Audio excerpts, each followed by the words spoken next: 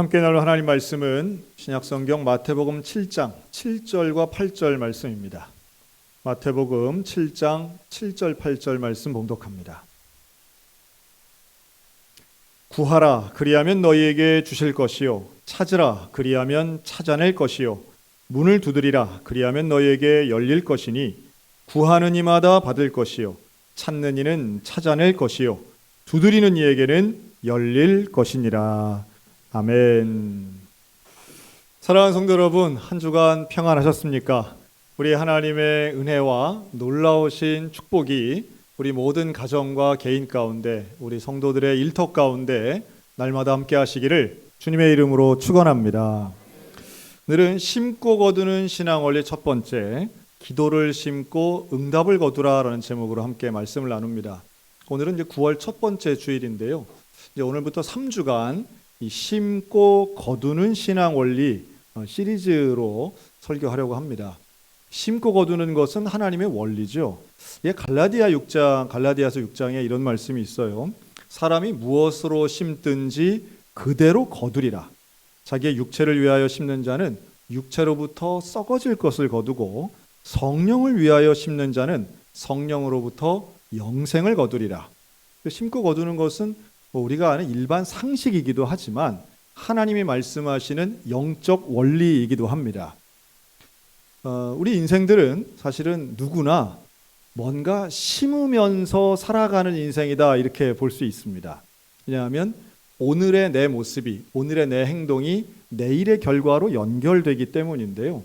어떤 사람들이 볼 때는 좀 이해가 안 되는 행동이라도 현재의 본인은 나름 열심히 한다 이렇게 볼 수 있습니다. 제가 최근에 한 강연자가 이런 얘기하는 걸 들었어요. 도박을 하시는 분들도 그 순간엔 생명을 건답니다. 목숨 걸고 한다는 거예요. 자기 전 재산, 자기 아버지 재산, 자기 친구 재산까지 걸고 목숨 걸고 한다는 거예요. 하마터면 넘어갈 뻔했습니다. 제가. 그렇죠? 어떤 간절함, 열심 이런 것은 그 안에도 존재한다는 거죠. 또 있습니다. 낮잠을 자고 있는, 낮에 늦게까지 잠을 자고 있는 청년은 사실은 잠을 자는 모습은 게을러 보이지만 지난 밤새도록 지구 반대편에서 축구하는 프리미어리그 경기를 밤새 보고 뜨거운 밤을 하얗게 지내서 지금 쓰러져 자고 있는 거죠. 열심의 결과입니다. 평소에 모든 면에 냉소적인 것만 갖고 무관심하고 도대체 관심 있는 게 없어 보이는 중학교 남학생들도요. PC방에서 또래 집단들과 함께 있으면 정말 불타오릅니다. 피땀 눈물이 넘쳐나죠. 함께 협력하고 소리 지르고 그런 그 PC방의 현장은 부모님들은 참 낯설 것이다 하는 생각이 듭니다. 그러니까 사람은 뭔가 어쨌든 자기가 원하는 것, 자기가 좋아하는 것에는 대부분 열심들을 냅니다. 다만 그게 다른 사람들에게 잘 이해가 안 되고 통용이 안 될 뿐이지요. 그러니까 뭔가 심는 거예요. 마치 나쁜 습관은 질병으로 연결되는 것처럼 오늘 내가 하고 있는 이 행동 하나는 결국 미래의 내 모습, 어떤 면에선 우리 가정의 모습 이런 것을 유추해 볼 수 있다라고 하는 겁니다. 그래서 열심 있게 뭘 하는 것도 중요하지만 무엇을 하느냐가 참 중요합니다. 그러니까 심는 것 되게 중요한데요. 무엇을 심고 있느냐가 참 중요하다는 말씀이에요. 그래서 오늘은 그 시리즈 첫 번째, 한번 따라할까요? 기도를 심고 응답을 거두라. 우리 믿는 자들에게 있어서 기도는 참 중요하죠. 기도를 심는 것. 무슨 말 뜻인지는 아실 겁니다. 기도를 하는 거죠. 그리고 기도를 심음, 기도를 하면 하나님의 약속의 말씀들이 성경에는 참 많이 있습니다. 너희는 내게 부르짖으라. 내가 내게 응답하겠고 내가 알지 못하는 크고 은밀한 일을 내게 보이리라.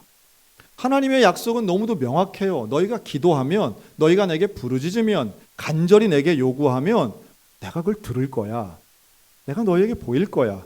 오늘 마태복음 7장 7절로 너무도 유명한 말씀이죠. 구하라 그리하면 너희에게 주실 것이요. 여러분 구하면 주신답니다. 어떤 분은 여기에 이제 조금 비틀게 이렇게 얘기하죠. 하나님 모든 걸 다 아시는데 안 구해도 좀 주셔야지. 그런데 왜 하나님은 이렇게 예수님 말씀하실까요? 왜 구하라? 여러분, 예수님이나 하나님은 능력이 없으시지 않아요. 또 우리에게 뭐가 필요한지 모르시지도 않아요. 하지만 하나님이 정말로 우리에게 원하시는 건 기도 그 자체라고 하는 거예요. 기도를 통해서 하나님은 우리와 소통하길 원하세요. 구하는 것을 원하고 계신다는 거예요. 구하는 건 하나님께 구하는 거죠. 하나님께 정말 간절하게 기도하는 그 과정을 우리 주님은 기다리고 계세요. 우리를 사랑하시니까 우리의 아버지 되신 하나님은 우리와 소통하길 원하시고 우리가 기도를 통해 하나님의 음성 듣고 하나님을 갈망하기를 기다리신다는 거예요. 여러분, 하나님은 우리에게 관심이 있으십니다. 우리의 기도에 관심이 있고 귀를 기울여서 들으시는 분이에요. 찾으라 그리하면 찾아낼 것이요 문을 두드리라 그리하면 너희에게 열릴 것이다. 여러분, 이 말씀을 믿으시기 바랍니다. 이 말씀을 믿으니까 기도할 수 있습니다. 왜냐하면 하나님 주시겠다 약속하시니 이 말씀을 근거로 우린 기도하는 거예요. 그리고 놀랍게도 기도하면 하나님이 역사하십니다. 심으면 거두게 됩니다. 심는 건 인간의 몫이고 거두는 게 하나님의 은혜라면 우리는 심고 거두는 것을 믿음으로 가야 됩니다. 다만 여기에 좀 차이가 하나 있어요. 심음과 거둠 사이에 뭐가 있냐 하면 시간이 좀 있을 때가 있습니다. 당장 되지 않죠. 특정한 시간이 걸립니다. 농작물도 추수 때까지는 씨를 뿌리고 그 다음날 거두는 게 아니에요. 기다려야 되는 거예요. 때로는 관리도 해야 되는 거죠. 그런데 하나님의 기도 응답도 역시 마찬가지입니다. 시간이 걸릴 때가 있습니다. 어떤 채소는 몇 달만 해도 이렇게 열려서 먹을 수 있는 채소나 과일이 있는 반면에 어떤 것은 오랜 시간이 걸려서 수확하는 특용작물들도 있습니다. 기도의 제목도 비슷하겠죠?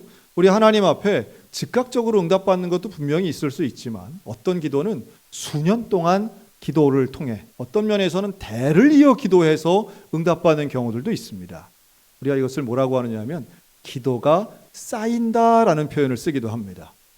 시간과 심음이 함께 결합되면 기도가 쌓이는 거예요. 그래서 마치 이 수평을 이루는 저울이 기울어져 있을 때 하나하나 차곡차곡 쌓으면 이렇게 수평이 맞춰서 아름다운 균형을 이루는 것처럼 우리가 하나님 앞에 기도를 쌓아가는 시간이 결국 쌓여지게 되면 하나님의 때가 반드시 온다라고 하는 거죠.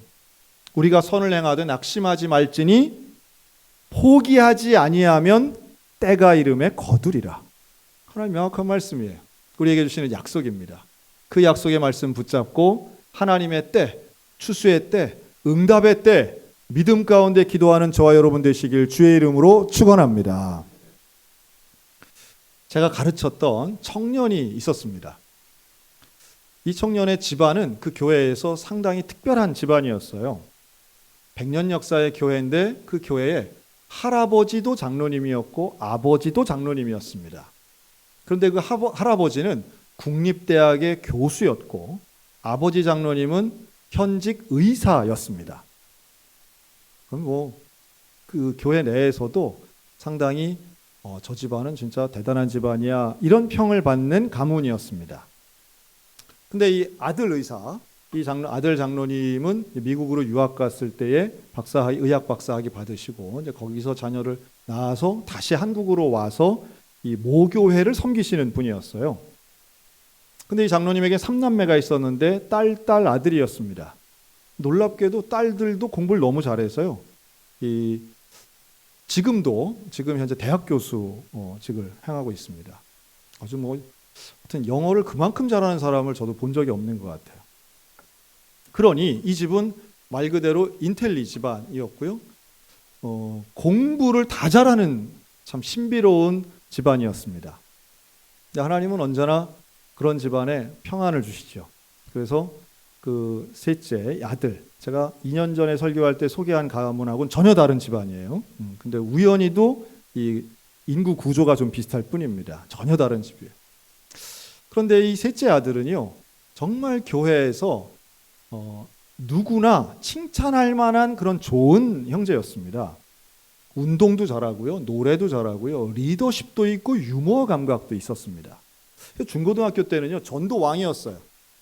총동원 주일 이런 거 하면 막 반 애들을 20명씩 전도해 오는 거예요. 다시 말해 학교 인싸였습니다. 요즘 말로 하면. 못하는 게 없어요. 딱 하나 못했는데 공부만 못하는 학생이었습니다. 그것도 뭐 아주 못한 건 아닌데 그 집안의 분위기에서는 이제 공부 못하는 아들이었던 거죠. 저하고 함께 청년부 일을 하면서도 얼마나 귀한 청년인지 몰라요. 교회가 필요로 하는 걸 다 하고요. 성가대하고 교사하고 청년회 임원하는 정말 열정 있고 좋은 인격의 형제였습니다. 그런데 이제 이 형제는 대학을 갔는데 지역 대학을 갔습니다. 요즘은 지방대학이란 말 잘 안 쓰죠. 지역대학. 지역대학은 뭐냐 하면 집에서 가까운 대학입니다. 살고 있는 집에서 가까운 대학을 가는 거예요. 그래서 지역대학을 다닌 거예요. 근데 이 부모님 마음에 이게 좀 성이 안 차죠. 우리 집안에 유일하게 지역대학 다니는 가족인 거죠. 다 멀리 떨어져서 가서 대학을 다녔는데, 그래서 그런 부분에 있어서 그 아버지 장로님은 상당히 걱정을 많이 했습니다. 얘가 성격은 좋은데 이래가지고 뭘 하나 딱 부러지게 못해서 염려가 많이 된다고. 제가 볼 때는 공부만 못하는 것인데 그게 부모한테는 모든 것이 어렵고 앞으로의 인생도 어둡고 이렇게 염려가 되는 것. 대한민국 국민들 부모님들의 공통점인 것 같아요. 다른 게 다 형편없는데 공부만 잘하면 애 자랑하기 바쁘고요. 다른 거 다 잘하는데 공부를 못하는 경우에는 자식 이야기에 멈칫하는 게 한국 부모의 좀 애달픈 상황인 것 같긴 합니다. 근데 어쨌든 이 형제는 지역대학을 다니던 중에 군대에 입대하게 됐습니다. 우리 화천에 있는 지난 9월 1일부로 해체된 27사단 이기자 부대에 들어가게 됩니다. 전국에서 유일하게 세 글자 구호를 가진 부대죠. 다 통일, 단결, 백골 이럴 때 이기자라고 하던 그 부대입니다. 가서도 열심히 잘해서 훈련소 조교가 됐는데요. 그때 제가 면회를 갔습니다. 군부대 면회를 가서 그 형제를 만났을 때 이등병을 달고 있었는데요. 저를 보자마자 정말 감사하고 눈물을 흘리면서 이런 고백을 합니다. 목사님, 제가 군대 와서 죽을 뻔했습니다. 무슨 일이 있었냐 그랬더니 물에 빠져가지고 급류에 떠내려간 거예요. 그런데 바위에 매달려가지고 겨우 살아난 거예요. 야, 어떻게 군대에서 그런 사고를 당하나 좀 이해는 안 되지만 그때 정말 죽을 뻔했는데 이제 구출이 된 거예요. 근데 입에서 나오는 말은 너무도 놀랍습니다. 하나님이 저를 살려주셨는데 왜 살려주셨느냐 하면 우리 할머니가 기도해서 제가 살아난 것 같아요. 이렇게 말하는 거예요. 그 할머니 권사님은 교회의 기도 권사님이었어요. 매일마다 교회 나와서 기도하시는 분이었어요. 그러니까 이 손주는 우리는 알지도 못했어요. 그런 사고가 있었는지. 그런데 이 손주는 뭐라고 고백하냐 하면 바로 내가 그 사고를 당했던 그 시간이 우리 할머니가 기도하는 시간이었습니다. 자기 그렇게 믿는 거예요. 왜냐하면 평생 할머니 그렇게 기도했으니까. 제가 우리 할머니 덕분에 살아났습니다. 참 감사합니다. 그래서 제가 그걸 나중에 이제 교회 와서 그걸 보고하면서 온 교우가 은혜 받았던 기억이 납니다. 군대를 제대했습니다. 지역대학도 졸업했습니다. 지금도 마찬가지지만 대학 졸업 후에 진로에 대해서 고민을 많이 했어요. 그해 겨울에 이 형제는 여기저기에 자신의 이력서 구직서를 냅니다. 그러다가 취업이 아닌 알바 자리에 됐는데 그 알바가 무슨 알바? 지금으로 치면 인턴십 과정 같은 건데요. 이 알바가 되는데 바로 EBS 교육방송국 알바였습니다. 그것도 이 형제가 말하는 거예요. 그때 제가 그 EBS에도 신방을 갔어요. 가서 말하는, 야, 네가 어떻게 됐냐? 그랬더니 저도 모르겠어요. 70명 알바생 중에 지역대학은 저 하나예요. 이렇게 말하더라고요. 그러면서 얘기하는 건 자기가 생각해도 자기 이력서로는 안 되는데 이렇게 된 것은 제가 생각할 때는 우리 할머니 기도 때문인 것 같아요. 할머니가 두 번째 또 나왔어요. 그때는 이미 할머니가 돌아가신 이후였습니다.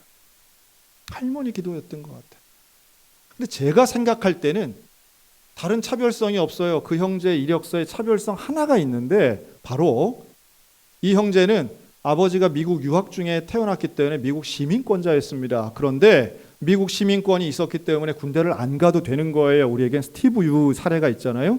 안 가도 되는데 이 형제는 자원 입대를 했던 거예요. 그게 본인에게는 이게 맞다라고 생각을 하고 얼마나 건강한 생각을 가진 청년이었는지 몰라요. 그 자원 입대가 아마도 이력서에서 특별한 다른 사람들하고는 좀 차별성이 있었겠다. 제 혼자 그런 생각을 했습니다.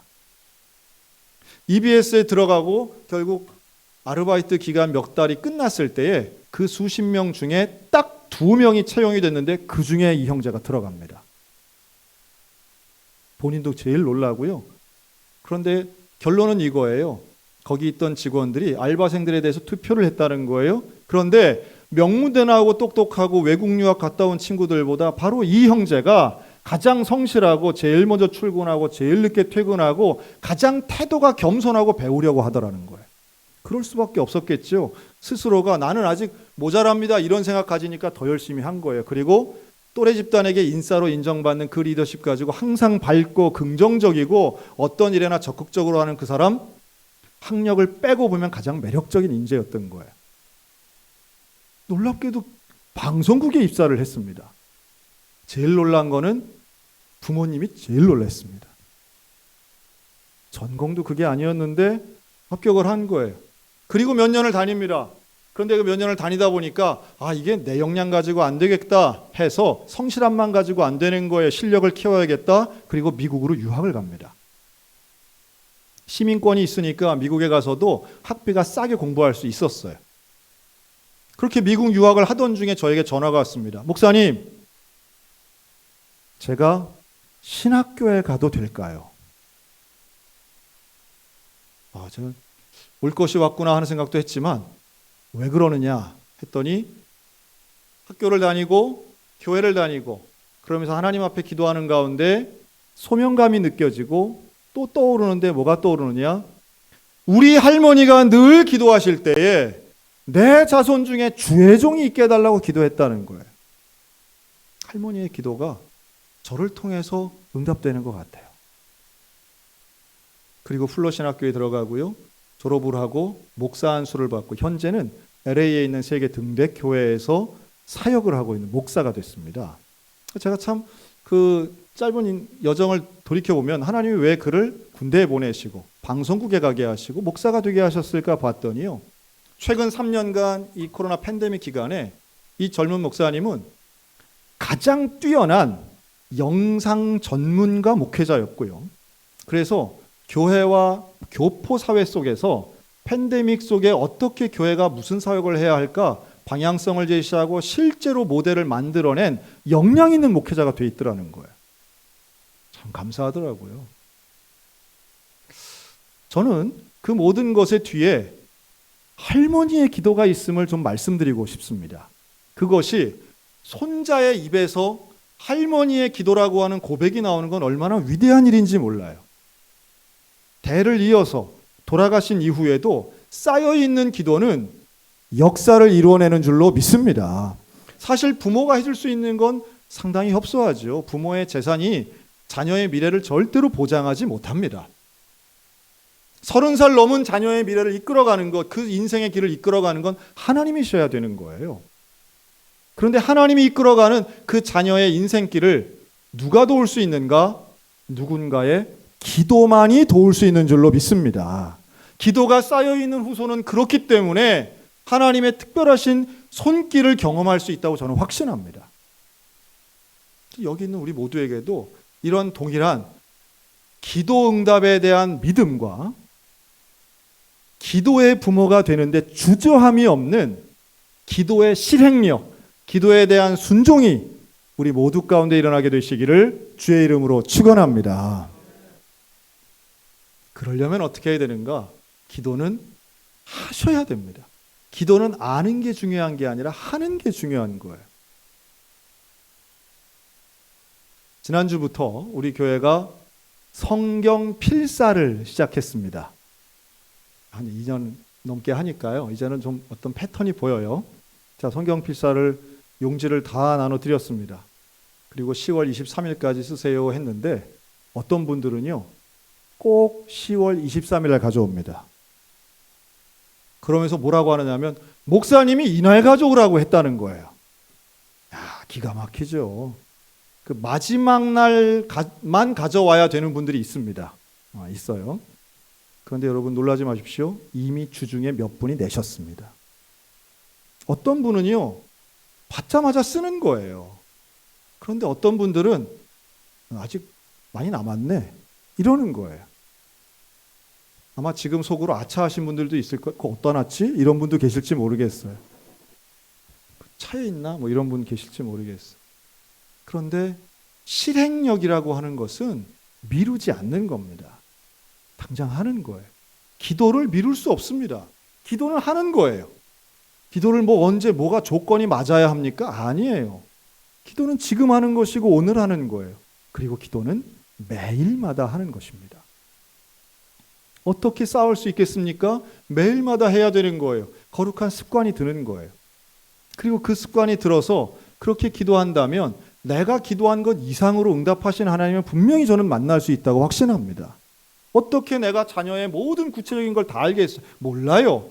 그저 기도할 뿐이에요. 할머니의 기도는 뭉뚱그려질 수밖에 없어요. 할머니의 기도는 하나님 내 손주를 지켜주세요. 복 주세요. 함께 해주세요. 그런데 그 기도에 눈물이 담겨 있고 매일마다의 시간이 담겨 있는 거예요. 저는 목회를 하면서 누가 목양에 과연 가치 있는 동역자인가 보면요, 역량 있는 실력자가 아니라 꾸준한 사람입니다. 꾸준한 사람. 그 중국의 무협 영화 혹시 보시는지 모르겠어요. 여러분 무협지 보면 일정한 그 반복되는 성향이 있죠. 주인공이 처음에는 이제 억울한 상황을 맞이합니다. 뭐 부모님이 돌아가시거나 그럼 이제 길을 떠나죠. 원수를 갚기 위한 길을 떠나요. 그런데 그냥 갈 수 없으니까 누구한테 가서 도움을 청하냐 하면 무림의 고수를 찾아가는 거예요. 그래서 저를 좀 제자로 받아주세요. 절대로 영화나 소설에 나오는 스승들은 한 번에 안 받아주죠. 거절합니다. 그리고 일을 시켜요. 그러면 거기서 빨래하고 물 뜨고 밥하고 뭐 청소하고 몇 년을 하는 거예요. 그럼 이제 겨우 훈련을 하는데 절대 무술 안 가르쳐 주죠. 물동이 들고 하루 종일 서 있게 하고, 아주 불편한 자세를 하고 물구나무 서기 해가지고 하루 종일 있게 하고. 그러니까 처음에는 일 시키고 그 다음엔 벌 시키는 거야. 근데 그 과정에서 나 일 안 해, 나 벌 쓰기 싫어 이러고 포기하고 가면 끝나는데 우리의 주인공들은 항상 거기서 끝까지 견디잖아요. 그러면 몇 년 동안 고생하면서 기초 체력이 갖춰지고 소위 말하는 태도가 기본기가 갖춰지게 되죠. 저는 기도도 마찬가지라고 봅니다. 여러분, 기도의 고수는 없습니다.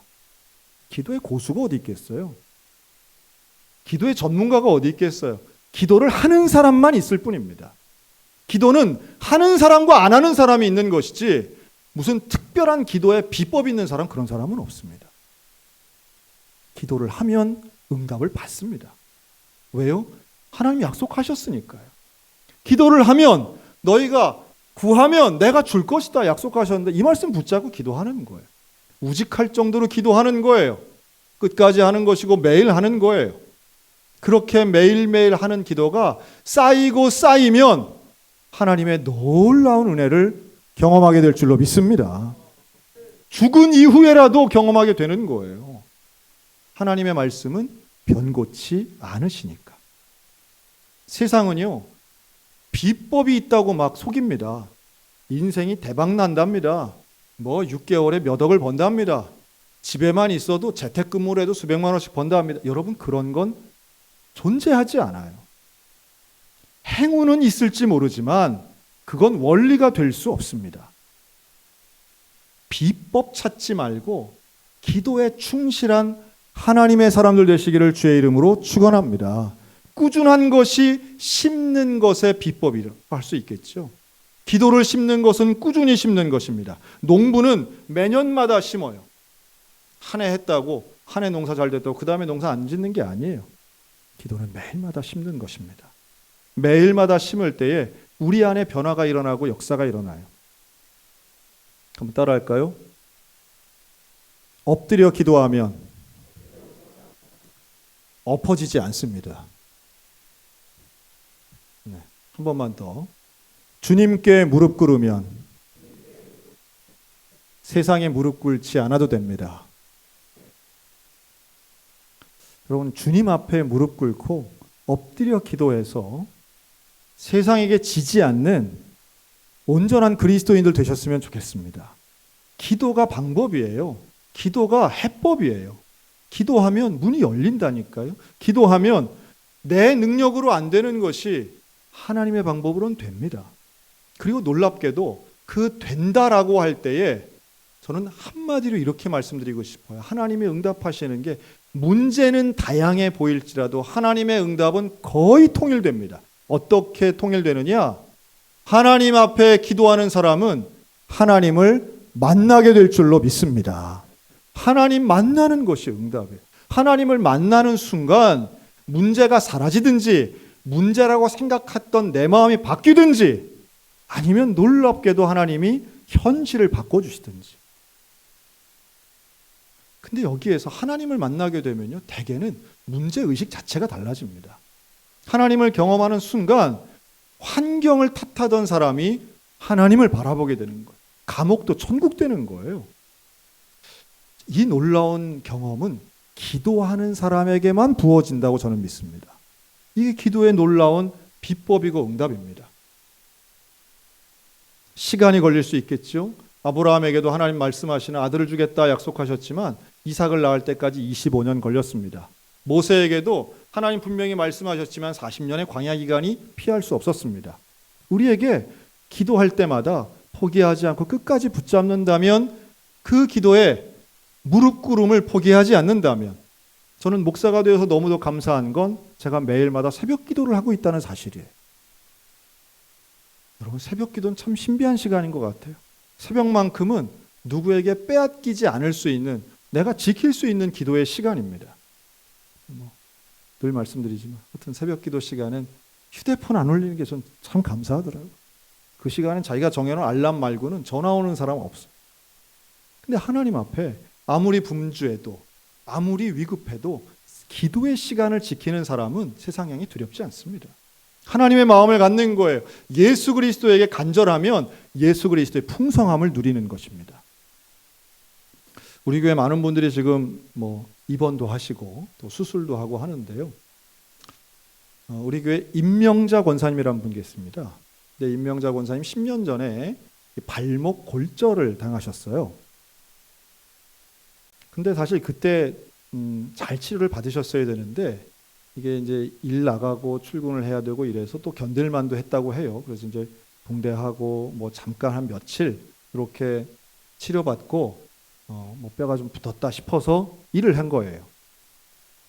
그런데 골절이 되면서 뼈 조각이 그 안에 있었던 거죠. 그러다 보니 한 발짝 한 발짝 걸을 때에 아픔이 오는데 처음엔 좀 견딜만 했는데 갈수록 아픈 거예요.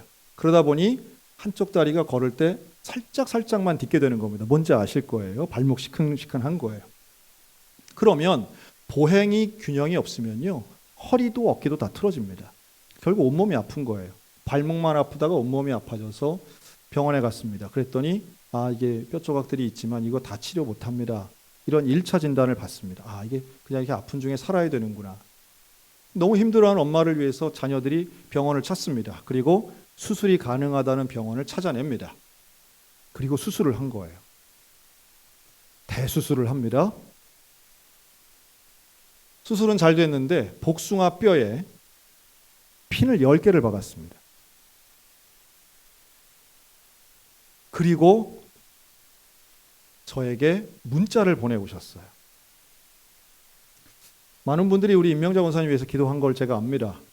같은 또래의 여전도 회원들이랑 아주 친자매같이 친하게 지내시는 분들도 있고요. 교사를 하면서 부서도 있어서 많은 분들이 권사님 위해서 많이 기도했습니다. 근데 이 임명자 권사님 저에게 보내주신 문자는 일부가 이래요. 목사님, 수술을 잘 마쳤어요.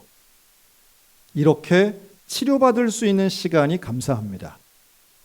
너무너무 하나님의 은혜가 감사해서 잠을 이룰 수 없는 시간입니다. 평온 가운데 인도하신 하나님이 감사하고 귀한 의료진을 만날 수 있도록 하신 하나님이 감사합니다. 또한 저를 위해 많은 성도들이 기도해 주시고 그 기도 가운데 함께할 수 있음이 감사해서 이 고백을 드립니다. 임경삼이 아시는 분들은 아실 거예요. 참 힘든 기간 보내고 어려운 일 하시는 분입니다. 지난 고통 10년 동안 얼마나 다리가 아프셨을 거예요. 그리고 수술도 얼마나 힘들고 얼마나 불편할 거예요. 마음도 두렵고 몸도 불편합니다. 그런데 권사님의 고백은 감사합니다, 평온합니다예요. 여러분, 이게 어떻게 일어날 수 있을까요? 건강하고 분주할 때 잘 못 느끼던 하나님을 아프고 외로운 시간 경험했다고 저는 확신합니다. 병석에 누워있지만 하나님을 경험하면 세상이 줄 수 없는 평강을 누리고요. 하나님을 경험하면 모든 것에 대해 감사할 수 있는 건 거짓말이나 과장된 게 아니에요. 대개 병원에 입원하시면 밤에 잠이 잘 안 옵니다. 고통 중에 잠이 안 와요. 잠을 못 자면 다 힘들어요. 그런데 권사님은 잠을 못 잔 이유가 하나님이 너무 감사해서 잠이 안 온다는 거예요. 이게 어떻게 이루어질까요? 기도 외에는 답이 없습니다.